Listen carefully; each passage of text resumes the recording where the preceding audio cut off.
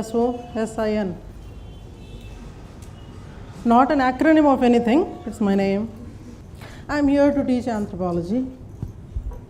Before we start talking about what and how, etc. of this subject, am I audible, sir, to the last? How many of us have actually decided to go with this I know you? Do I know you? No.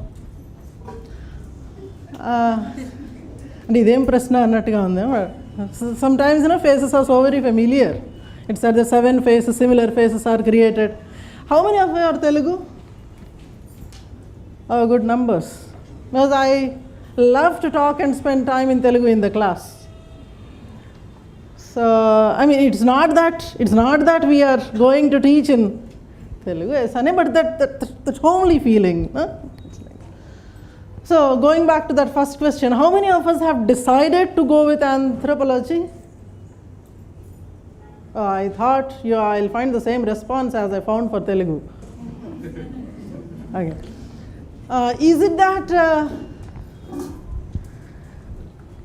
any skepticism there? I mean, what are the things that are going in your mind about coming to a conclusion, to take the subject, not to take the subject? I have to tell you, my agenda is not to convince you about anthropology. That's not the case at all. I was told that this is a bunch of people who would want to know what will be going on in our class and what exactly the subject deals with. And this is what was supposed to be the agenda of my class.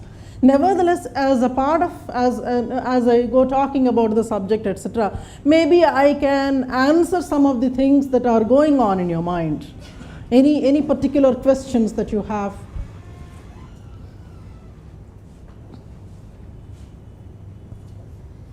Quickly.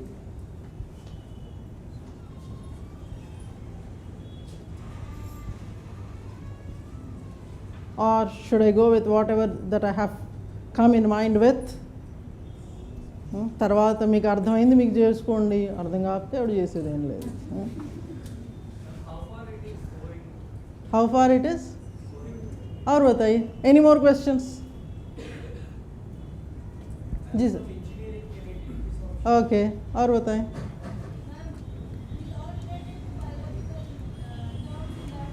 Once again, ma'am.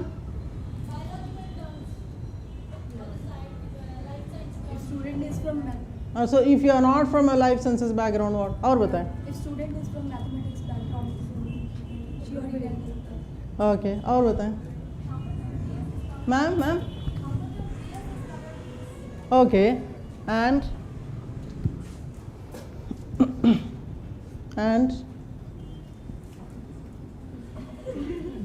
what's that? See, generally when I walk into the class to talk to a new crowd, we have 20 odd general questions that we prepare for. Most of the questions that we see in the class more or less fit into the same format, and most of them are linked to these. As things go on during the course of our talk, several of these doubts will be clarified. And if at all anything that is not clarified, you'll anyway have time to catch up with. But do not have a doubt in the mind. When you have come to listen to a speaker, try to have some kind of trust in the speaker. Listen to things with an open mind. See, you are mature enough, I'm sure all of you are adults, you are mature enough to take decisions, to come to a conclusion about what can be believed, what shall not be believed, etc. And I have already told you my mission is never to convince that, see, hail anthropology kind of a thing. It's never that. It somehow happened that I became an anthropology teacher. And some of the questions maybe you would be happy to know, or maybe it might ignite some kind of a thought process in you when I'm saying this. Maybe I would want to give a bit of introduction about myself, because that looks to be a very small introduction. So I'll give a slightly bigger introduction, not that I'm reading out my autobiography to you. That will eventually be doing in the classes anyway. I will not be teaching any anthropology, I'll be teaching only my own autobiography. But then, say I myself was a civil engineering graduate from Osmania University. And I had worked on site for some time. And then parallelly, I was also doing my human resource management. Then from the beginning, I had this passion for newspaper reading and writing. So I had done my journalism. I worked in the media for some time. I was with short film making, basically documentary making with channels like BBC and Nat Geo. So I was a screenplay writer there. So that's how, I have a lot of love for the cinema. Cinema is my life, actually. I can say that with a lot of passion, especially the Telugu cinema. I promote Telugu cinema a lot in my classes. I have seen people converting to being a Telugu from other languages after having heard my lecture, so kind of. And then, of course, I was doing a part-time job of preparing for UPSC also. No, some of us do that. No, UPSC is a national hobby. For some people, that becomes a full-time occupation. For some, it remains a hobby. In spite of being a hobby, I was called for the interview on a couple of occasions. Then they said, you can better be a teacher. And I said, very fine. I called off my last attempt. And in the meantime, because I was born and brought up in the tribal environment, I was rather influenced by anthropological thinking and studies, etc. So somehow, apart from teaching a lot of other general studies things, anthro also was one of the areas. So in the meantime, either say, I started catching up with so many courses with anthropology, researches, fieldworks, etc., etc. So one fine day I realized that, okay, I became an anthropologist. That's how things are. That is briefly about myself. Sir, first and foremost question that I wanted to answer is, because our background is something else, do we fit into this subject of anthropology? How many of you are engineers here? More than 100% are engineers. Rest of them? Commerce. Anybody from medical sciences, dental sciences, that science, this science? Not many. Or BSc kind of a thing, BSc in physics, chemistry, biology, good numbers there. Anybody who studied economics, commerce, okay, good numbers. So you have a good mix, but a lot of you are engineers. So when I am teaching the subject, my focus will be mostly on the people who have come from this particular background. So I'm answering those areas. Somebody who hadn't done anything from the life sciences, how to do with them. You are going to be our basic pivotal points. I'll have to hold you tight on those issues. I'll make it a point at this stage that said this particular discipline of anthropology was contributed by people from different walks of life, different backgrounds. You cannot see people who are the original, real anthropologists. I mean, original in the sense who must have studied anthropology in their undergraduation, graduation, PhD, etc., and then became writers, contributors to anthropology. There are a very few people. You can count them on your fingers. You will be surprised to see, if at all you have one fine day decided that, okay, I will take up anthropology as my subject, and you end up studying the subject accidentally. You will find that there are people from mathematics, people from physics, people from life sciences, people from geography, people from political science, sociology, medical science, whatnot. Historians, etc., etc. I mean, whatever list of optionals minus the literature subjects in your UPSC, all of them are there in anthropology. In fact, there are people who are linguists who became anthropologists later. Or for that matter, keeping this topic aside, whether my background would suit taking anthropology or not, keeping this question aside, if at all we go back to our primary exercise of choosing the optional subject, most of the subjects you are not familiar with. Telugulo annattu ఏ రాయి అయితేనే it has to be a better rai so that it works well. Rai is stone. You will have to find some good stone with better cutting edges so that it would do the duty of chopping very well. So you are actually trying to select one from the unknown devils. Because the known angel engineering, you have already left it in your college. I don't know whether how much we were serious enough with our own subject. If that would have been a stronger subject for us, maybe we would not have thought of anything else. We would have been in still love with that same subject. But once you have chosen, once you have opted out of your own academic discipline, you are actually trying to do with several unknown things. This is one unknown thing. Let me continue with, so one question I try to answer is irrespective of your background. You can go for it because several people with their own understanding of society and life, etc., they have come, they spoke something. Interestingly, anybody can become an anthropologist. Or polishing that statement, amending that statement, anybody who failed in life can be an anthropologist. Or maybe anybody who was disowned by their own discipline can become an anthropologist. So don't worry. It's like neglected stone would become the cornerstone.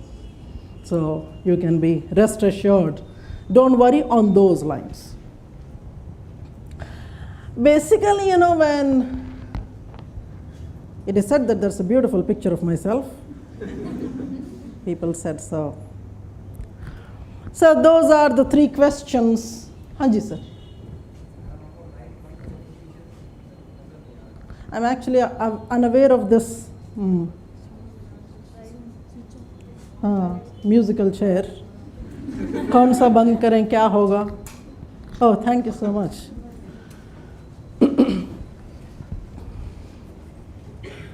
Many people are struck at this. Very less do not want to focus on this. Why anthropology? But my focus in the classes will be what and how of anthropology. Why you will have to decide. When it comes to why, there are a few things that are popularly said. Somebody was asking this. When you try to choose this particular subject, you did not choose it because you have some kind of a love or relation of the previous janma with the subject. You won't be choosing it for that. Or maybe because your father was an anthropologist, so you have chosen this. I am really not sure of it. But then there are other reasons also. People say maybe it is predictable. You can take about 50, 100 questions in your hand, memorize it, like the same kind of your intermediate exam, the same Rutherford experiment. You started with the first unit test to the last exam, the same thing you are going on, writing and writing. Even if you forget, your pen and hand won't forget. They are doing their own duty.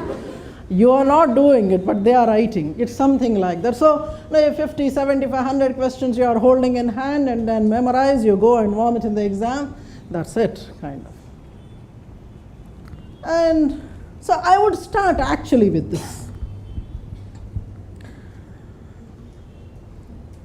See, when it comes to social sciences, I strongly believe that anthropology is a social science.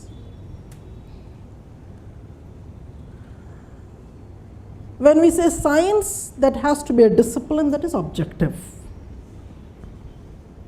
When I call it social science, a social discipline, a sociological discipline that has a scientific temper, meaning that when I am saying that this discipline is objective, it is not subjective, meaning that for any question there has to be only one answer. There should not be more than one. How many gods are there? In your belief, how many gods are there? మీ పేరమ్మా తెలుసా నాకు మీరు తెలుసు కదా ఎందుకు ఇట్లా ఫెమిలియర్గా కనబడుతున్నాయి మీ twin brothers twin sisters somebody I mean మీరిద్దరూ ఏదో అంటే ఇంతకుముందు ఎగ్జామ్ లేదా ఓకే అంటే అది సీక్రెట్ కదా మెల్లగా మాట్లాడాలి గప్చుప్గా. So my question, how many gods are there? One.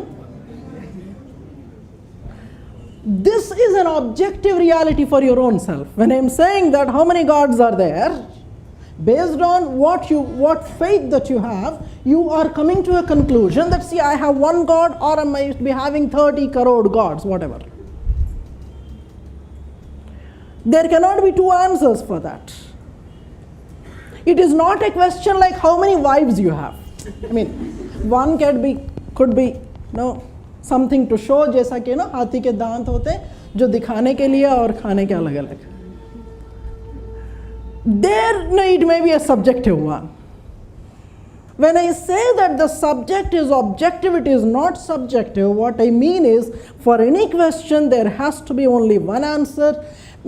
Maybe at one point of time, there could be a big argument at that point of time there might be several opinions, but more or less the entire subject presents you with one kind of orientation and one single stand that you will have to take without naming the other social sciences. Generally in social sciences what happens is opinions may vary. In a situation, what has to be the stand that you will have to take within the discipline itself? There can be arguments and confusions. Different thinkers, different people try to take different kinds of stands in a particular situation. But in the subject of anthropology, what happens is they respect the opinions of several people, but the subject itself says this has to be the stand. In that sense, if you know what is the subject asking you to take, in one simple statement, I mean, even without attending the entire subject, you can get it in your spirit. That is, the subject believes in supporting or taking a stand for the downtrodden, the suppressed, and the oppressed. In any situation, if you have to take a stand, you will have to second, you will have to support the one that is oppressed and suppressed. So whatever policy decision you take, administrative stand that you will have to take from the perspective of anthropology, it is respect the fellow who is getting oppressed. So this is the spirit of the subject. Now at this point of time, I would want to reach out to another question. Somebody was asking this, how far it is useful for general studies. So personally, when you are choosing an optional subject, you are attempting it for 500 marks. I do not advise you to take a stand take a decision based on how many marks are covered in this from the optional subject. I don't think that has to be because every discipline for that matter has something of it. So geography has something, other subjects have something, history has something.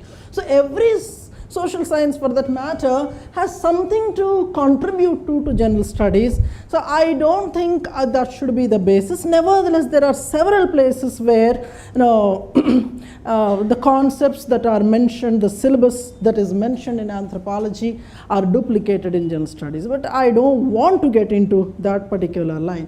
I would want to stick to telling you what exactly the subject stands for. Basically, you can go and see in the syllabus, social problems of India, or problems of tribal populations, problems of lower caste, problems of women. Pick up anybody who is in the problem, that becomes a subject matter here. And every one of us have problems. So every one of us are a subject matter in anthropology. So there's a lot of scope there. Entire general studies actually is covered in anthropology. I have said something. My focus here right now is on something like scoring because many people have been interested in knowing this. These are some of the very interesting numbers that we have got in the very recent exam. So what we generally focus at is that for your preparation. We try to target it to 290 for 500 marks. Actually speaking, it is believed in the exam that if you are getting about 50% of the marks, that's a decent one. But looking at the way scores have been improving, we have to scale up your target to 290. Over and above that, how much ever you'd want to take. This I wanted to show because several of us would finally take a decision based on how many marks the examiner might give. And one other student the other day was asking, this year last year marks have been high. How many more years do you think anthropology will continue to get more marks? I am not a Nostradamus to say that. And one student comes up and says that the 3 years my preparation was one and the same, but the first 2 years I was getting very low scores, but this year I got such a huge score. What do you think must have happened? I was telling him, when God is giving you fruit, accept it. Why do you want to question? Why are you giving me this? When you are getting, you have a problem. When you are not getting, you have a problem. At least somewhere you should feel that, okay, I don't have a problem. You are giving, fine. Whatever may be the reason you are giving me, I should be happy. But then he says, no, this year I'll have to write, I'll have to repeat. I said, repeat whatever you have done in the previous year. What you have done, see, there are certain basic rules that you will have to follow for the exam. So slowly, one after the other, we'll be unfolding those rules to you. If you are playing the game based on those rules, I'm sure if not that year, next year, you would be better equipped to play with those rules and you'll be able to get better scores there. Now, I would want to look at some of the questions here. Some people have some more things in mind, which I thought you would come up with, you did not come up with. So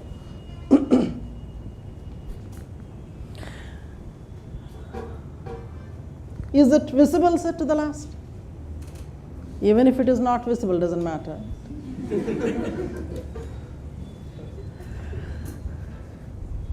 If at all you would want to base your decision based on small syllabus, I'm so sorry. This is relatively an exhaustive syllabus, but interestingly, the questions do not appear from outside what is explained in the syllabus. The examiner tried to give many more details in the syllabus. So it takes time for the examiner to cover every small thing that is given in the syllabus itself. So if you are able to meet out to each and every topic that is mentioned in the syllabus, interestingly, I don't know whether you were following the previous question papers. Did any of us look at the syllabus and question papers of the subject? Some of you must. I won't ask any questions, but generally, did you see the syllabus? Yes.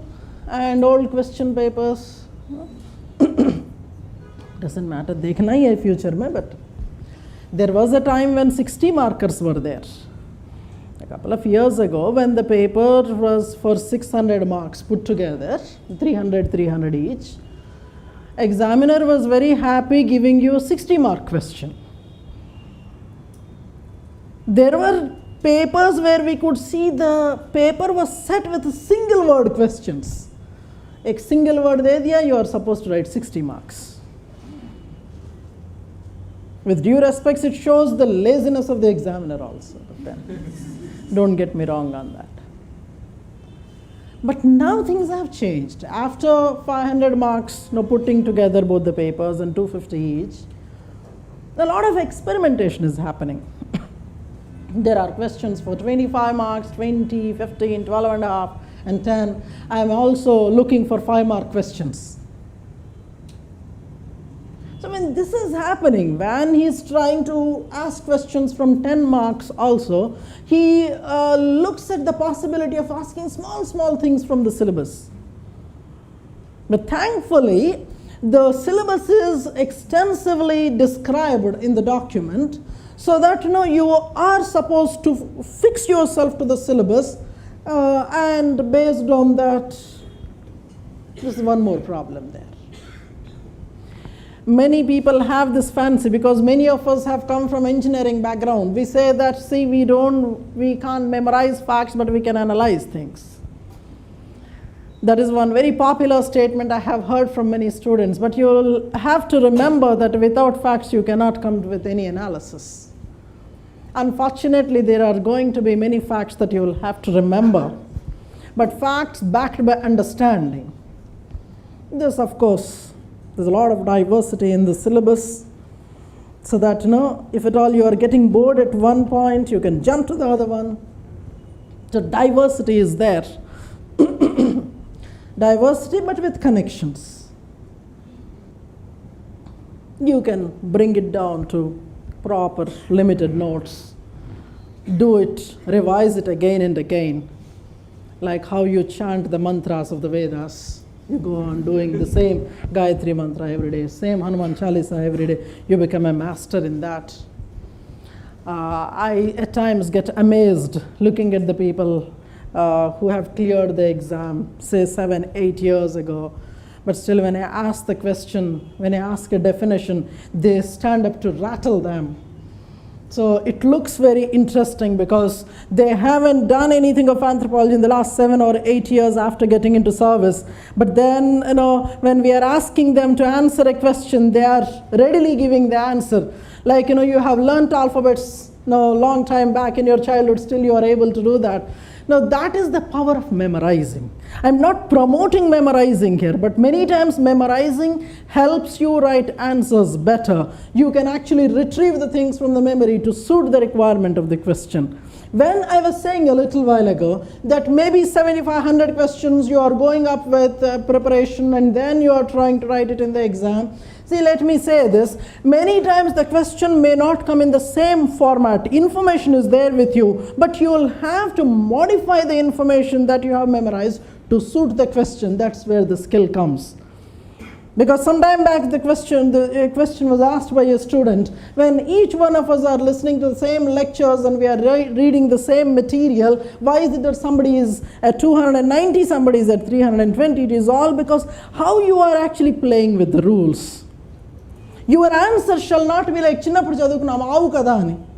Aavu kada? Aavu is cow, story of cow. You know the story of cow? Cow has 4 legs. It has 1 tail and it gives milk. It has 2 ears, it gives milk, and with the milk we produce these, etc. But the same question will not come in the exam. In the exam, the question may be, write about the helicopter. I love flying in the helicopter. I sat on it one day and then we were flying. I have seen lush green lawns on the floor, on the earth, and there were so many cows grazing there. Cow has 4 legs and it gives milk. And most of our answers are this in the exam. Whatever may be the question, I have prepared in this particular way. I know this, I want to write this. So you will have to modify the same content to suit the requirement. So feel free, whether you take up anthro or not, that is not my business. Basically, sir, I come from an entertainment industry. Wherever I go, I want to entertain the crowd. During the course also, generally, our classes go on for about 2.5 to 3 hours, but this particular course is a hectic course, because I'll have to send the students also to the main exam, whoever are appearing at the preliminary. So this course is going to be quite hectic, 3 hours every day.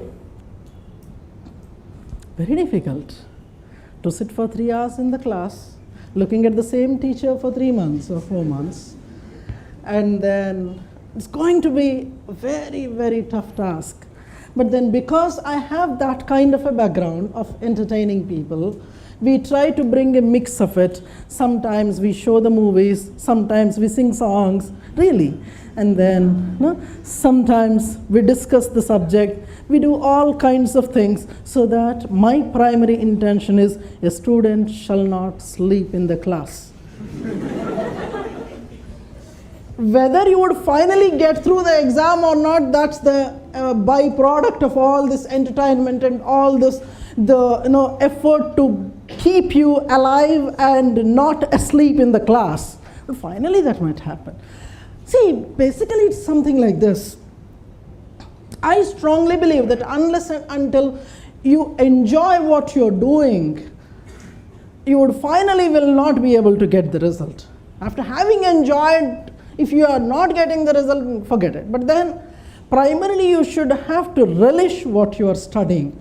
That's how things are. So basically, sir, many people must be wondering what anthropology is, because from now onwards this is going to be a haunting question for you. If at all you have decided to zero it on anthropology, and people would start asking you, because by now you must have advertised it to the entire world. If not you, your parents must have advertised it to the entire world that, see, my son, my daughter is appearing at the UPSC exam. Now, every second fellow would start asking you, even if he doesn't know about UPSC, he would start asking you what is the optional subject that you have taken, and you'll say anthropology. What is anthropology? God knows.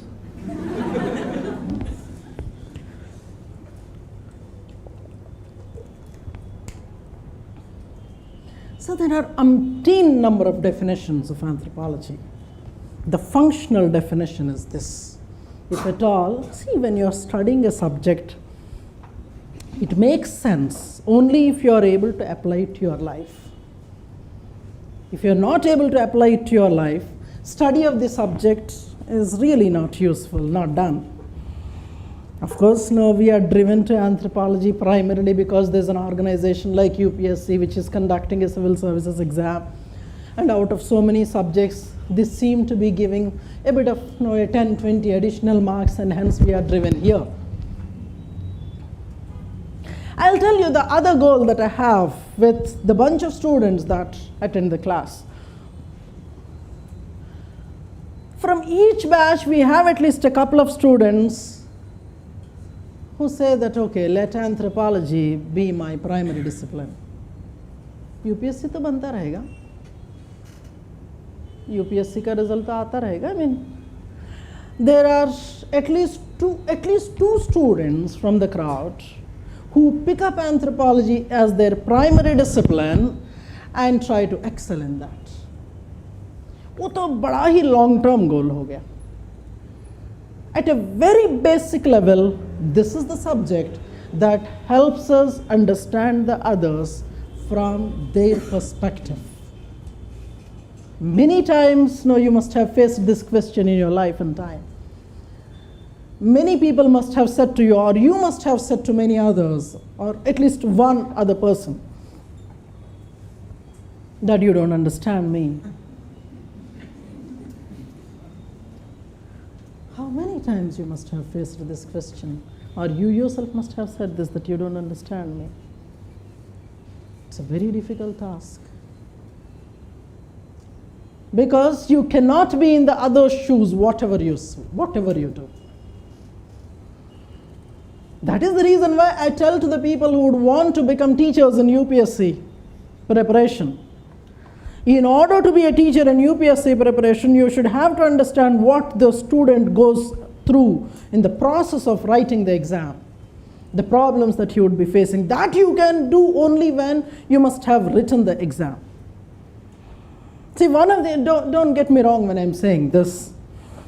One of the basic qualifications that I say to become a teacher of UPSC exam is having failed at UPSC. And I have that qualification. I failed in UPSC, so I know what has happened in the UPSC exam. Sir, understanding others is the basic definition of anthropology. There may be several technical definitions. I'm not really bothered about it. Many times this itself is a problem. We don't know what we want in life. We don't know our own selves. We don't know our own culture. Studying our own people, studying our own cultures is anthropology.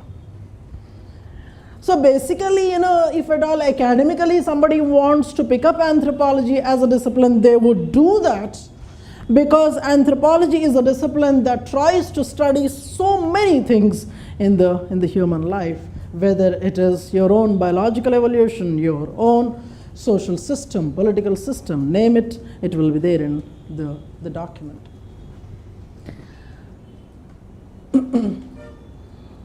People must have got the syllabus document. Maybe the office must have given. You can keep going through so that we can navigate through the syllabus for a while and then see what we are going to do in the class.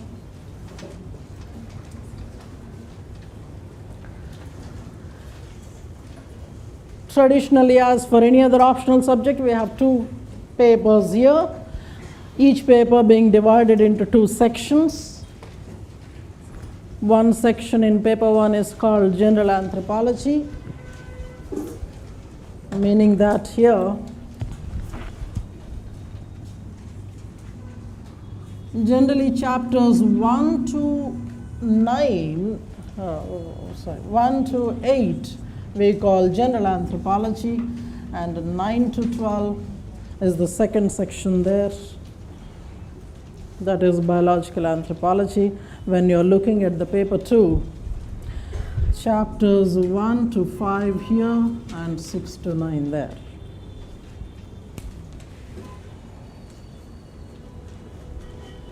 Of course, these days the examiner is trying to ask questions, mixing up the things in the sections, but at least for the preparation, from the preparation point of view, you must know how is the division.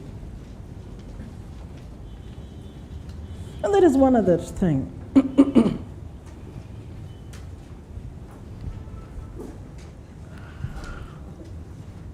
One very cardinal question people ask: where to start from in the syllabus? Generally, we follow chronological order. Generally, whenever you are trying to explore new disciplines, you would start with chapter 1 and things like that. At least in this particular subject, we don't advise the student to start with the chapter 1. Those of you who have the syllabus document may look at it. The first chapter reads as Meaning and Scope of Anthropology. You can understand the meaning of it and scope of it only after you finish reading the entire subject. And see, the students who must have started with chapter 1, many of them abandoned the subject. Because in the first chapter itself, you seem to be reading so many things that you don't know. But when it comes to the other topics, see, the syllabus can be studied from any other place. It can be started from any other place except chapter 1. That's a big precaution that one has to take. Suppose one fine day you decided that, okay, I'll study the subject by myself, where to start from? Maybe you can close your eyes, put finger on one topic and start from there, rather than going chronologically. Nevertheless, I am trying to give a general advice to the students that this would be the best way of doing things. Look at chapter 6 in paper 1. Chapter 6 in paper 1, that is called Anthropological Thought. That may be the first one to start with. Or you can perhaps, did you go there? Chapter 6 in paper 1? Or are we looking for location of anthropology in the booklet itself? You have reached anthropology in the booklet? If you have reached there, chapter 6 in paper 1, anthropological theories, there are a good number of theories there. This is the best way of starting the subject. This is actually the best thing to begin with, because we believe that to study anthropology, you should start thinking like an anthropologist. Somebody had written a book also, Thinking Like an Anthropologist. But other than that, a couple of other things I have written. The second one I wrote was Indian Society. You can look at chapter 3 in paper 2. That is the second best option to begin with. Chapter 3 in paper 2. Indian social system as it is written there. When we start going through the syllabus, discussions, etc., you would be amazed to see this chapter 3 of paper 2. Sometimes there were more than 4 questions, 6 questions from one single chapter. Why I am saying this is, not the entire syllabus has the same importance for the examiner. He can gauge the depth of your knowledge in anthropology, especially from these 2 topics. One is anthropological thought, and the second one is your understanding of Indian society. Just imagine, you have decided not to study chapter 6 paper 1 and chapter 3 paper 2. You need not go to the exam. Studying the rest of anthropology will be of no use. Or maybe I have written the third option there, that is studying social anthropology. That could be social anthropology, because this fascinates people. Once we go into the syllabus right now, we will see that. So some random questions here. Anybody can answer this. Those of you who had seen the syllabus,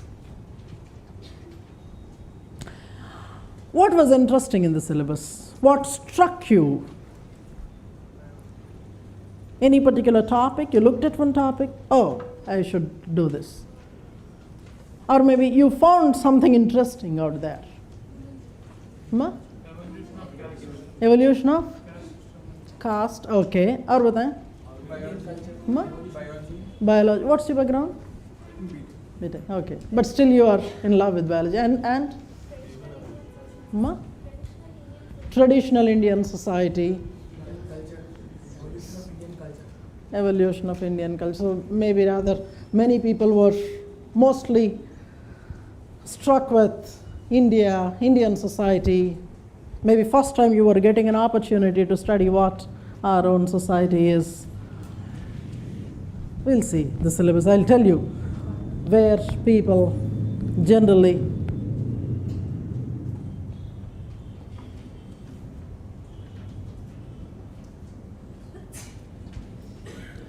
Sir, one other question, one other thing that I want to bring to your notice here. I have tried to tell you what anthropology is, that is, your effort to understand the other people without going into very technical things there. There is a second thing that anthropology does. Anthropology believes in studying the beginnings of everything. Everything for that matter. Pick up anything, they would want to go to when, where, how it must have begun. Talk about language, they would want to go and see what must have happened there, where it must have happened. Talk about religion, they would want to go into the past. Talk about any economic system, they would want. So this was the very first thing they started doing. That is the reason why it is seen as a discipline that tries to study evolution of anything. So to begin with, anthropology tried to study evolution of any social concept. So whatever topics that are given in your syllabus, one basic approach we follow is we try to go to the origins of every damn thing. And that kind of an approach was started by the colonial fellows. I'll tell you what happened. When the British were spreading their political rule across the world, in the process of visiting or conquering newer territories, they were coming in contact with, they were actually noticing that there were cultures that were not known to them, cultures that can be described as very bizarre cultures, very interesting ones, surprising ones. Occasionally they were shocked looking at that kind of cultural things which were very much new to them. From that curiosity had emerged the zeal to study cultures that became anthropology. I'm not getting into the technical terms there. Two things you bear in mind today. One is that this is a discipline that helps us understand the other fellow. This will be of great use to you in your life. Sir, when you are into a very personal familial relationship, understanding of the other person becomes a big challenge for you. So first thing that you learn from the discipline is trying to make an effort to understand the other person, empathizing, sympathizing with them. Whether you go through the process or not, that's a different issue, but you say that, okay, I'm there with you. That's the best thing that is going to be taught by the discipline. Second thing is how this discipline must have originated. It is actually a discipline that tries to make an effort to know the other cultures, others' belief systems. Sometimes it looks to be very shocking for us that, see, we should have only one wife, whereas the other fellow is having more than one, umpteen number of wives. It's true that I also would want to have many wives, but I cannot have. He is having. In the heart of the hearts, you wish enta baundo. On the other hand, the rule most of the mainstream societies have is a female should have only one husband. Elsewhere, there are females who are having more than one husbands. It looks to be giving an equal opportunity to both the genders. I didn't say anything. Suddenly, if you see, this is only one small example that I'm giving. Sometimes you come across cultural things that are really shocking. Once you are there with the discipline, you will get used to the shocking things. You would not be shocked at looking at the very culturally diverse things. Many times, anthropology discipline seem to be doing studies in social aspects, but as we can see in the syllabus to follow through, I would want to entertain you with some pictures. This is one very interesting subdiscipline of anthropology that is called archaeology. As a part of archaeology, we are going to study various fossils, including the human, non-human, etc. We would try to see whether the fossil that we have found is a human fossil or not. If at all not human, where exactly we fit in. So we are going to deal with this particular topic in a greater detail, that is called archaeological anthropology. So once you start studying this subject, any stone that you see on the road becomes an interesting thing for you to stand there and start examining what the stone might be. Maybe it was something that was used by some man in the previous times, somebody like Homo sapiens ashoknagarensis, because on the road when you found some kind of a stone, maybe man of that time must have used. Sir, by my word here, one other question that would crop up in the future times in the classes, what are the topics that are very scoring for the exam? Sir, if a question is given from archaeology, make sure that you attempt that question. Archaeology being one of the toughest topics in the syllabus, examiner would want to test you there. You will have to be generating an interest in the things that are non-living, non-human. The non-living and non-human things tell the story of the past. This is that discipline that is archaeology. Not much of a difference, actually. Same kind of an expression. It's only that there's a bit of more hair on the body. There's not much of hair there. This is only to entertain you. Who said that only humans have technology? This is a very simple thing that I'm showing. We are going to see in our course, there are anthropologists, of course female anthropologists, who lived among the apes and chimpanzees and gorillas, etc. And that one I really love. Affections are also not simply restricted to humans. I know you would want to go and sleep now, cuddle through and sleep. This is one other thing. This is another interesting study in anthropology. What nationality they could be from, or what racial strata? Japanese. Actually, this is a picture from the textbook. Japanese. You see that on the one hand, there's a lady who is very gently handling things, the way they walk, the way they do, with so much of gentleness. On the other hand, you have people who are so very ferocious from the same group.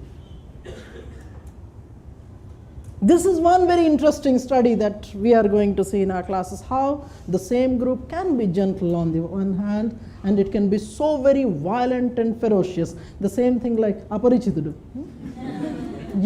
Every one of us is that. Every one of us is that. There is one side that is very gentle. There is the other side that is so very violent. Most of the times we would want to show the other side. We don't do it because of so many other factors. I was also thinking of a proper uniform for the anthropology class. I'll tell you how the uniform has to be.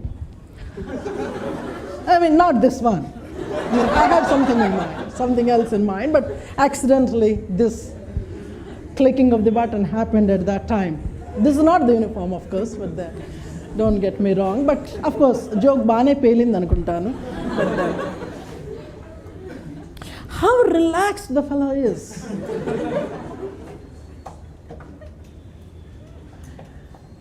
There is no stress anywhere. Kind of.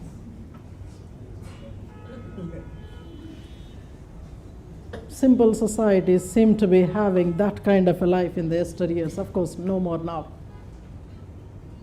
This is one of the Bushman families.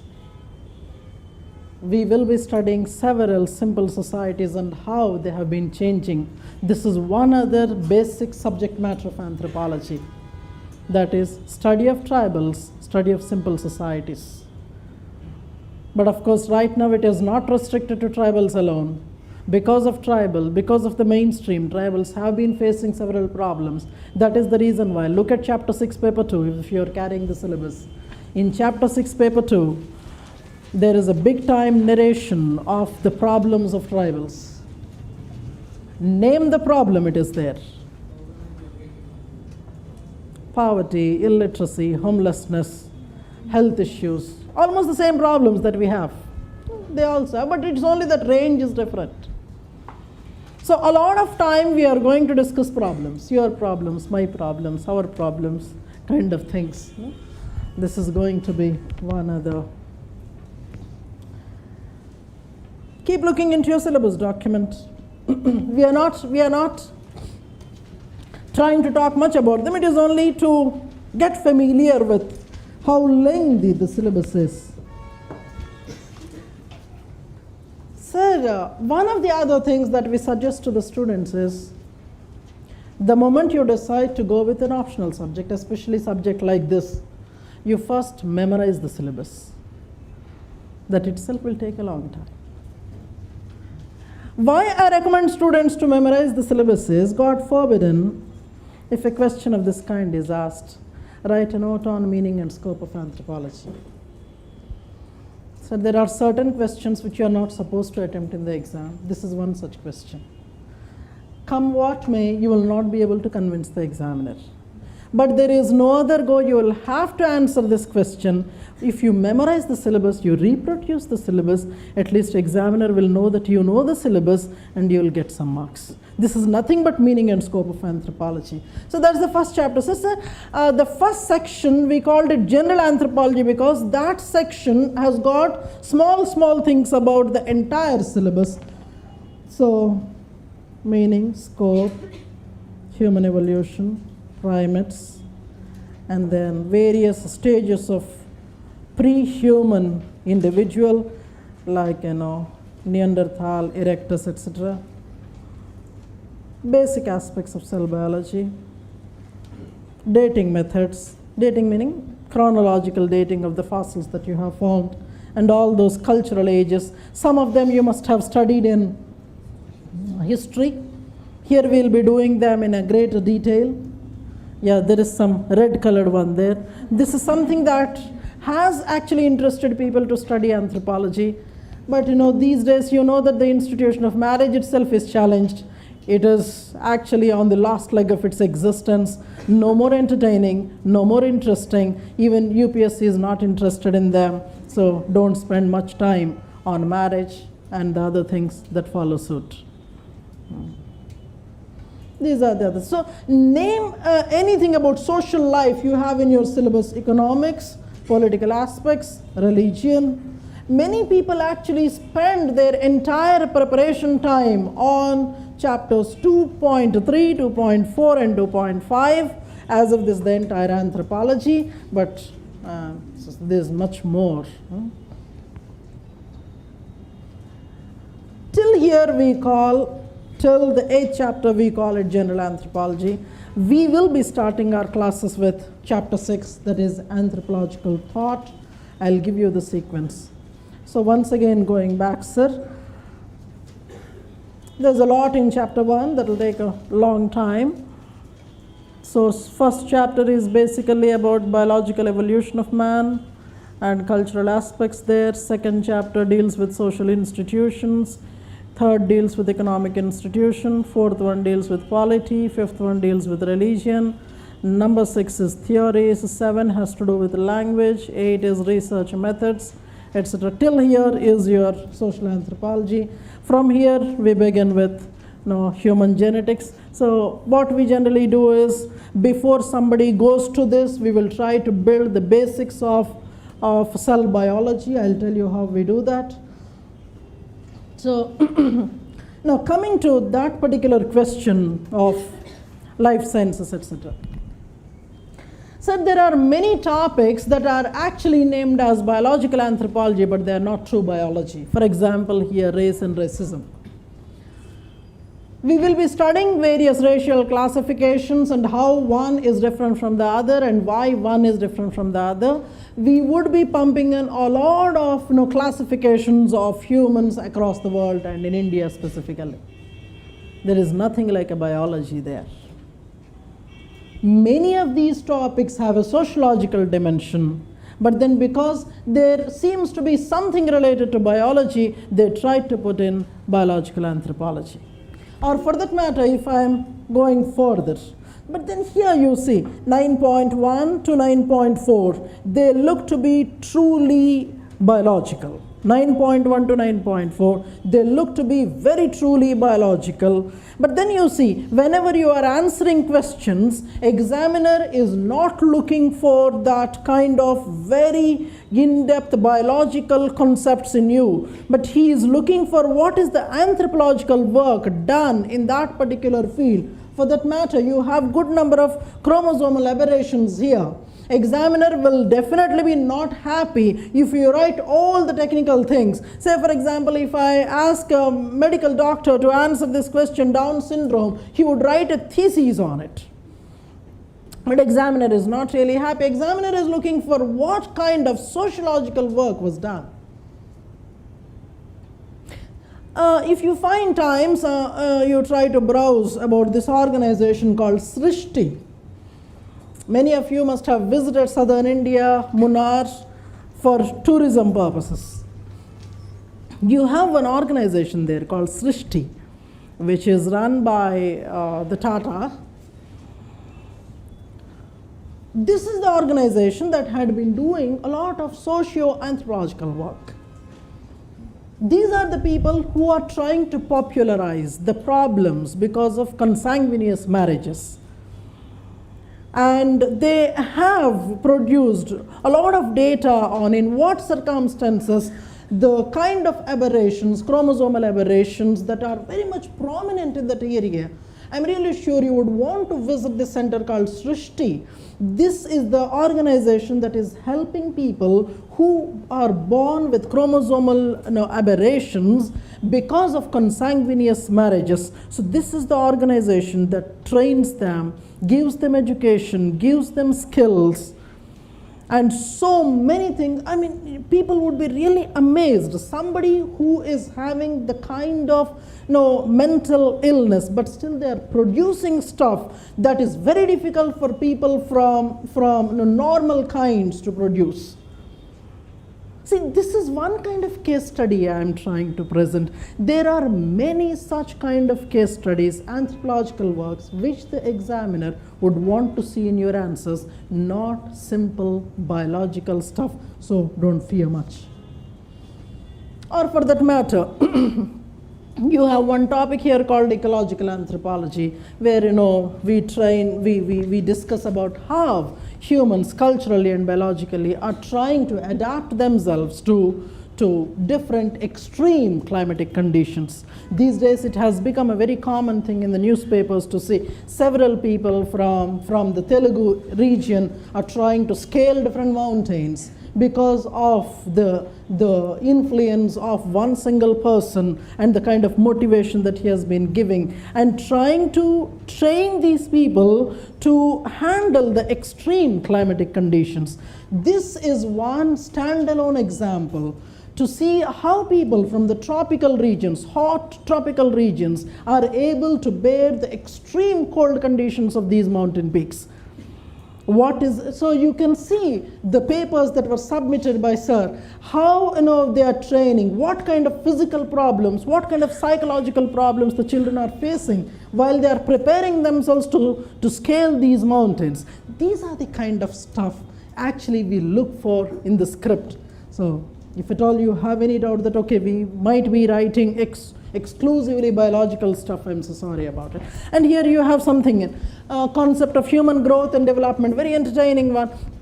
You can see your own self growing. You must be maintaining albums in the household. I mean, this is a very big pastime in most of the homes to see right from the day one how you were growing, kind of your own story you'll be writing there. It's only that you still have to reach that senescent stage or maybe the mature stage. But then, the kind of stuff that we look for is, there are anthropologists who try to study how growth patterns are different from one group to the other, one racial stock to the other, one nationality to the other. There was one particular person who studied how Japanese who were growing in their own region were different from Japanese who were growing in America after having migrated there 2 or 3 generations ago. Antegani, how hormones are affecting the growth pattern, how exactly the problems are emerging at the biological front. Of course, you have several chromosomal aberrations that we will be discussing elsewhere, but here the focus is on anthropological studies on, but then there is something else there about demographic theories, etc. This is the crux of biological anthropology, that is application, where except for 2 or 3 topics, rest of them are not truly biological. For example, somewhere there you find forensic anthropology. Of late, forensic studies have gained a lot of importance, especially after the CAD serial. You find one small piece of hair. He will be able to notice that small piece of hair at the crime site, and from this piece of hair, he writes the entire story.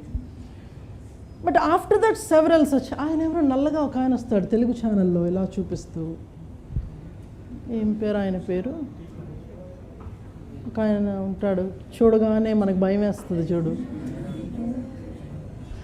Crime serials, Nutan Prasad voice లో, background voice లో.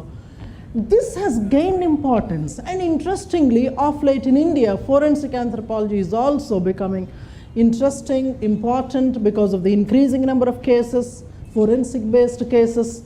So whatever current related things are there, we would be incorporating there. So nothing biological as such. Maybe that you are studying the footprint, fingerprints, that is one kind of a study in forensics. And then there could be skull studies that you would be doing, dental studies that you will be doing. But when you're doing it, don't put burden on the mind that, okay, I'm studying biological stuff. No. It is all like conditioning your mind. Coming to the second paper, the second paper mostly focuses on Indian variant of what we have studied in the first paper. So what we do is, we don't study the subject dividing into paper 1 or paper 2.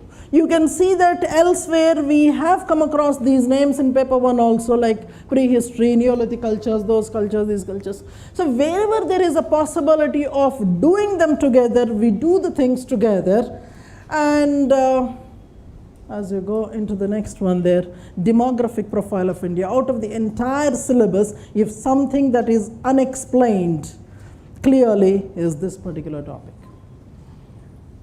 From this particular topic, what he is going to ask, that's a big question.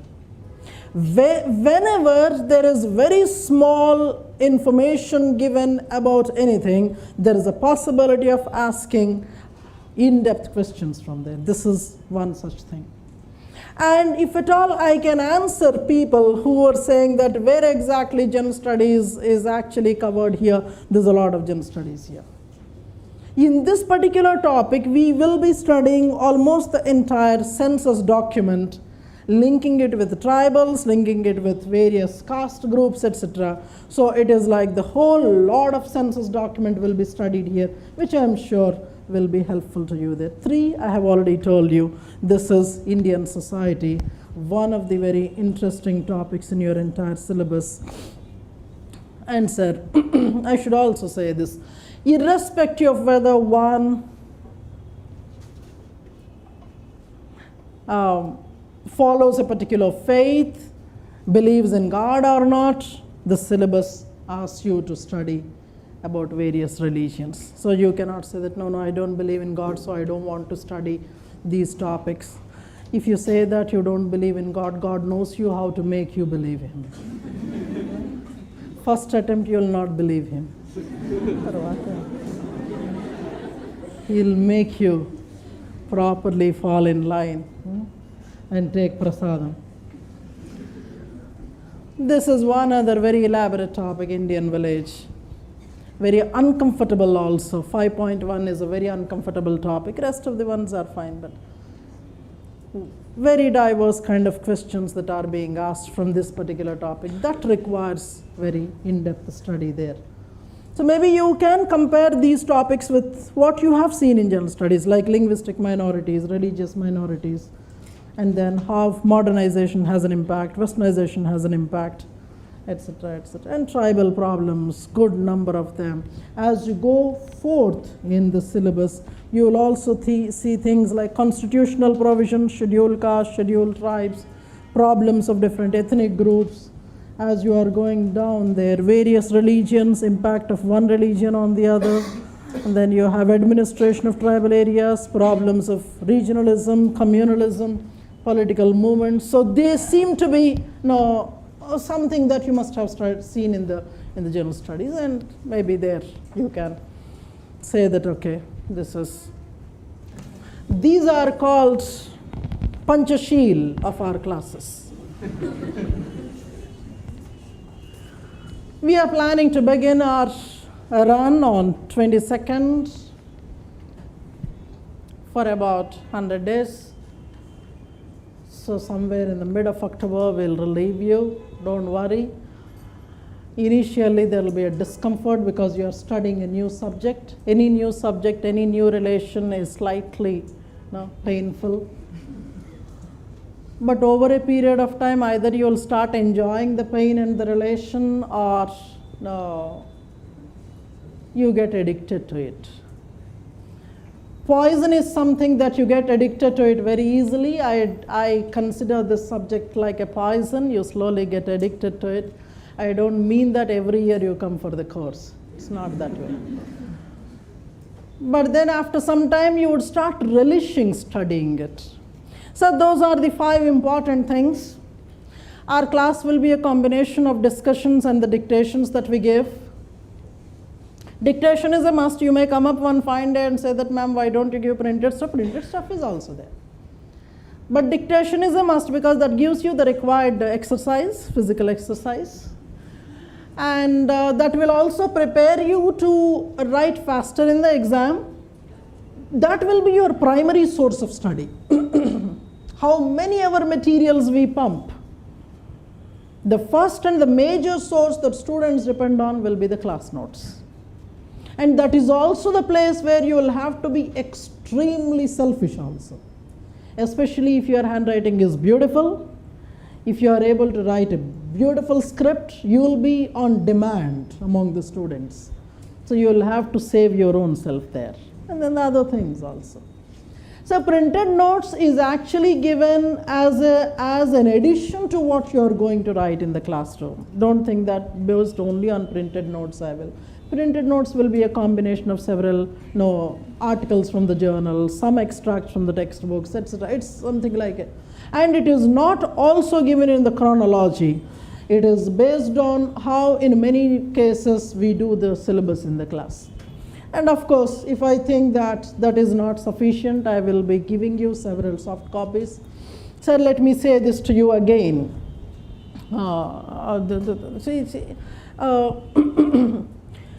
Independently, nothing can give you a result. It's a combination of all of them. And also you must remember that 100% of topics cannot be discussed in the class.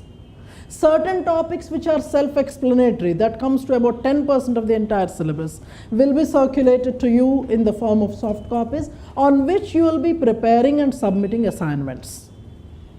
So right from the first week you are going to have assignment works. So it's like this. On the topics where we are not giving you running note, we will be asking you to submit assignments. The more you write, the more is the benefit that you take from there. Apart from the assignments, from the second week onwards, you will be having tests on Sundays. So writing exams is very, very important, right from the beginning. In the beginning, there will be a discomfort in writing. You don't know what to write. And you may have reservations of exhibiting your understanding to the teacher, but don't worry. Between you and me, no secrets. Okay? So you, and see, sir, the same question, if you are writing in the first week, and if you are writing after the third month, there is going to be a C difference there. It doesn't mean that you should start only after 3 months of the course. No, it's not like that. Because I insist that your study should be along with the course. Only then you will know whether you are properly studying or not. But there is one group of students who right from the first day start asking me, when will you finish the syllabus so that I can start studying? I can't help them. These are the 5 principles. And for your information, I may also give this. That is a tentative sequence. We will be starting with anthropological thought, that is chapter 6 in paper 1. Logically, that has to be done along with chapter 8 because research and theory go hand in hand. Archaeology, my own very pet area, though many people do not like, but see, we will have to do the most difficult things first. Generally what we do is simple problems we try to solve first, and the difficult ones we try to push them under the carpet. But we should make them, we should attend them first. And then there are the other things, Indian society. Sir, if you are doing these 4 first, thought, research, archaeology, Indian society, more than 60% of your paper is done. When you are looking at the number of marks that you see in the exam, more than 60% is done. The rest of things are the racial studies in paper 1, those fellows. What happens is I have scheduled paper 2 tribal anthropology, that is chapter 6 to 9 towards the end, because by that time a lot of tribals we already would be covering.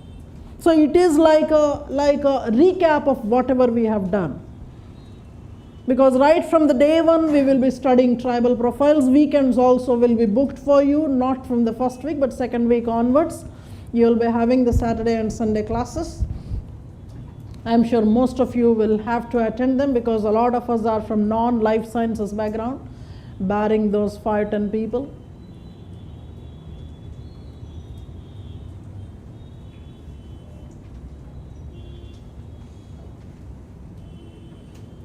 So if at all you are doing it along with general studies, you should be ready for sleepless nights.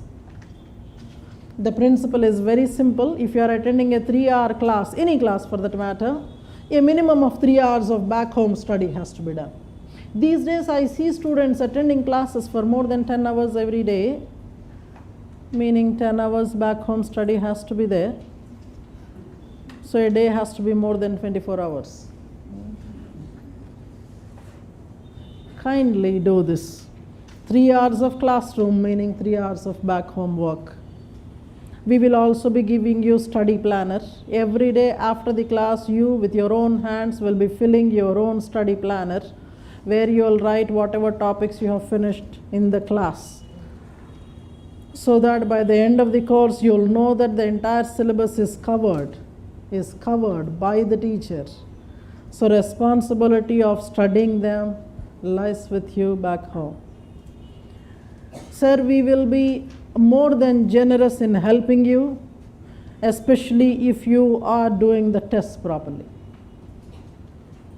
Tests and assignments are a must. So a final word there, that is going to be our